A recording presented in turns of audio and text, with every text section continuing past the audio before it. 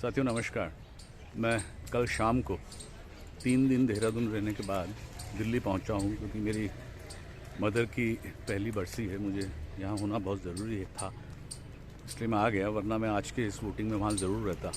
3 दिन में मैं धर्मपुर भी गया, सहसपुर गया, देहरादून कैंट में रहा, और इसके अलावा रायपुर वगैरह की भी मैंने टोह ली।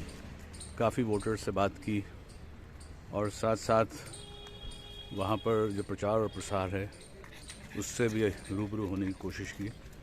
तो इन 4 दिनों में 3-4 दिनों में मैंने जो देखा उसमें एक बात तो बहुत स्पष्ट है कि कंटेस्ट जो है बड़ा नेक टू नेक है। कांग्रेस और भारतीय जनता पार्टी के बीच में सभी जानते हैं, और आम आदमी पार्टी भी एक तीसरी पार्टी के रूप में मैदान में है।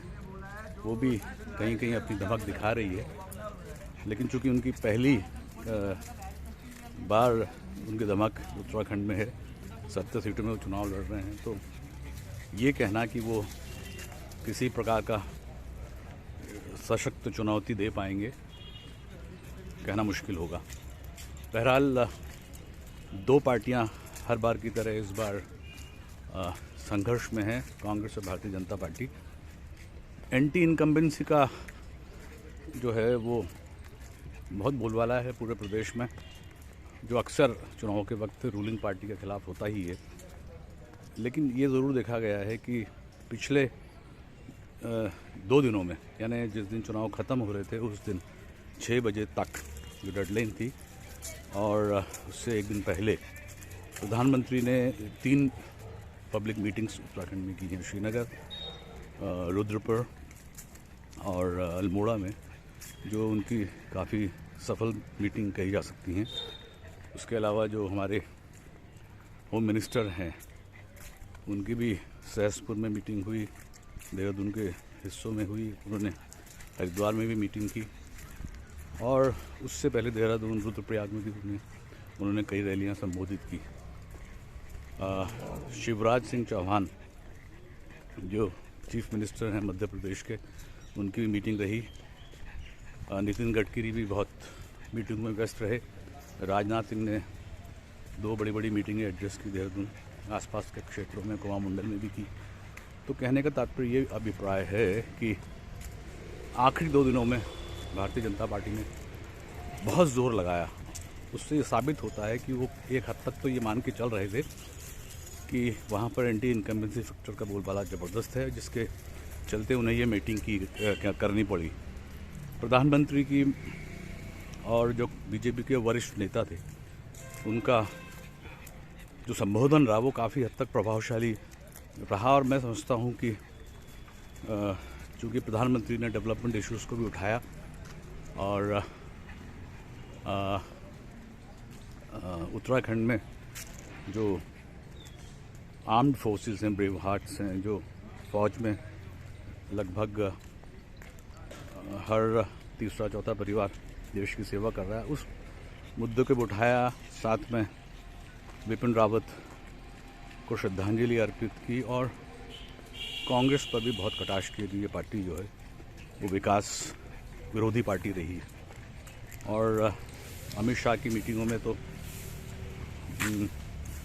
अल्पसंख्यक यूनिवर्सिटी का मुद्दा भी उठा, रोहिंग्याओं को उत्तराखंड से हटाने की प्रतिबद्धता की बात कही गई, और हरीश रावत को टारगेट करते हुए ये कोशिश की गई कि उन्हें और कांग्रेस पार्टी को अल्पसंख्यकों के प्रति तुष्टीकरण का प्रतीक बताया। जुम्मे की नमाज का पे जो छुट्टी दी गई थी उस पर भी बात की गई, और ज़ोर शोर से नारे भी लगे भारतीय जनता पार्टी के।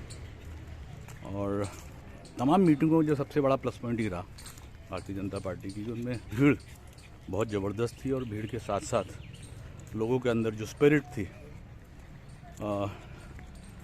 उसको भी देखने को मिला। तो आज ये कहा जा रहा है कि आखिरी 2 दिन के दौर में भारतीय जनता पार्टी ने और उनके नेताओं ने, खासतौर से प्रधानमंत्री की रैलियों ने, उत्तराखंड की जो आबो हवा है, जो अभी तक उनके खिलाफ समझी जा रही थी, संभवतः उसे अपने पक्ष में तब्दील करने में सफलता हासिल की है, ऐसा कुछ लोगों का मानना है, एनालिस्ट्स का मानना है। और ऐसे भी बहुत लोग हैं जो ये मान के चलते हैं कि क्योंकि महंगाई के सवाल पर, पेट्रोल के दामों के सवाल पर, बेरोजगारी के प्रश्न पर और जो घाटे का बजट लगातार बढ़ रहा है उत्तराखंड का 65 से 70 हज़ार करोड़ हो चुका है, और प्रदेश में सिर्फ चुनावों के वक्त ही भारतीय जनता पार्टी और उसके मुख्यमंत्री को घोषणाएं करने का जो सिलसिला उसे शुरू करना आता है, जबकि 5 वर्ष में उन्होंने 3 मुख्यमंत्री बदल दिए। इन तमाम सवालों पर ढेरों और अन्य सवाल हैं, इन पर बड़ा जबरदस्त एंटी इनकम्बेंसी भी दिखाई देने को मिल रहा है। लेकिन इन सब चीज़ों के बावजूद एक चीज़ बड़ी स्पष्ट है कि आम आदमी पार्टी जो ढेर सारे कंसेशंस दे रही है, जैसे 300 यूनिट फ्री बिजली, हर महिलाओं को 1,000 रुपये देने की घोषणा मंथली पे स्तर पर, और साथ साथ 1 लाख बेरोजगारों को रोज़गार देने की उन्होंने बात कही है। हर परिवार के बेरोजगार युवाओं को 5,000 का अनएम्प्लॉयमेंट अलाउंस की घोषणा की है। साथ साथ जो बुज़ुर्ग हैं उनको अयोध्या, जितने स्पिरिचुअल डेस्टिनेशंस हैं, रिलीजियस डेस्टिनेशंस हैं, वहाँ मुफ्त यात्रा कराने की घोषणा की है। ये भी एक हद तक दिल्ली मॉडल की सफलता को देखते हुए हेल्थ के प्रश्न पर, एजुकेशन के प्रश्न पर आम आदमी पार्टी को कई हलकों में और कई कॉन्स्टिट्यूंसीज में प्राथमिकता देता हुआ नज़र आ रहा है। अगर ये होता है तो ये निश्चित तौर पर कांग्रेस के वोट बैंक पर कटाक्ष होगा, क्योंकि जो आम आदमी पार्टी का वोटर है और जो कांग्रेस का वोटर है वो लगभग एक ही है। और इसका उदाहरण हमें दिल्ली में देखने को मिला है, किस तरीके से कांग्रेस का वोट खा करके भारतीय जनता पार्टी ने यहाँ सरकार बनाई 2 मरतबा लगातार, जबकि भारतीय जनता पार्टी का लगभग वोट बैंक इंटैक्ट रहा है। जो उनका मेजॉरिटी का वोट है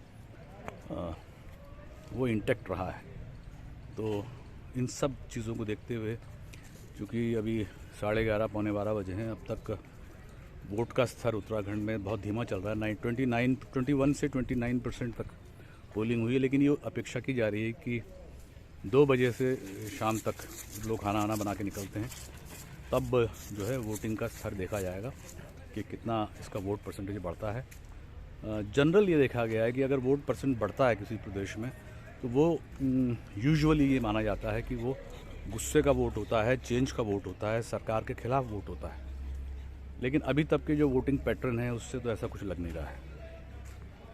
और अगर ये परसेंटेज बढ़ता है, लोग तेज़ी से घर से बाहर निकलते हैं, तो चेंज के प्रति ये वोट इंगित करता है। फ़िलहाल जो ट्रेंड चल रहा है और जो मूड है उत्तराखंड में, उसमें 2-3 चीज़ें हावी हैं। एक मुद्दा है सरकार से नाराज़गी का, एंटी इनकम्बेंसी फैक्टर। दूसरा है राष्ट्रवाद और धर्म के प्रति, हिंदू धर्म के प्रति लोगों की आस्था, और अल्पसंख्यकों के प्रति जो कांग्रेस की ट्रेडिशनल जो अपीजमेंट की, तुष्टिकरण की नीति रही है, उसके खिलाफ नाराज़गी जो भारतीय जनता पार्टी के पक्ष में जाने की बात हुई है। और हिजाब का मामला भी हवा में है इन दिनों। तो तमाम सवाल जो है ये उठाए जा रहे हैं। एन केन प्रकार इन उत्तराखंड में सत्ता हासिल करने के लिए कांग्रेस भारतीय जनता पार्टी में ज़ोरदार टक्कर है, नेक टू नेक है। और आम आदमी पार्टी भी अपनी धमक दिखा करके एक तीसरे विकल्प रूप में उभरने की उत्तराखंड में कोशिश कर रही है। पिछले 20 वर्षों का रिकॉर्ड तो यही बताता है कि हर 5 साल के बाद जो है सरकारें बदली हैं, कभी बीजेपी कभी कांग्रेस। लेकिन एक बात बहुत इसमें अलग रही है कि पिछले 2019 के इलेक्शंस में पार्लियामेंट के कांग्रेस ने नहीं बल्कि भारतीय जनता पार्टी ने अपनी जो है मेजॉरिटी रिपीट की है। और 2017 के चुनाव में जो उन्होंने 57 MLAs को जितवाया है, जो अपने आप में एक अभूतपूर्व सक्सेस थी भारतीय जनता पार्टी की, उसका क्रेडिट मोदी वेव को ज़रूर मिलता है। और ऐसे में ये भी लगता है कि ट्रेंड शायद चेंज भी हो सकता है अगर स्थितियाँ ऐसी बनी रही और अगर मोदी करिश्मा काम कर गया। हालांकि ये भी सही है कि मोदी जी ने अमित शाह वगैरह जितने भी केंद्रीय मंत्री हैं उन्होंने कोई कोर कसर बाकी नहीं छोड़ी है कि किसी तरीके से ये प्रदेश उनके हाथ से ना निकले।